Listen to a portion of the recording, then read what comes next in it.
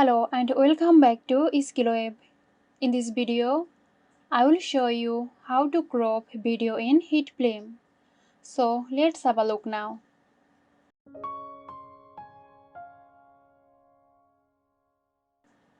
Start by opening HitFilm Express and importing your video.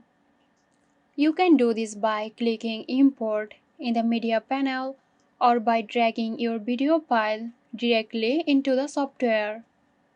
Drag the video clip onto the timeline. This is where we will perform the cropping to trim or eliminate certain sections of the video. Find the transform effect in the effects panel or search for crop in the search bar. Drag the crop effect onto the video clip on the timeline. This effect enables us to adjust the video's frame.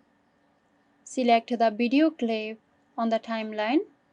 In the controls panel, you will see the options for the crop effect.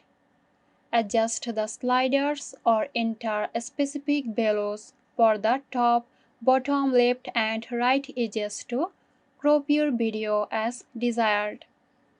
Play back the video to preview the cropping effect.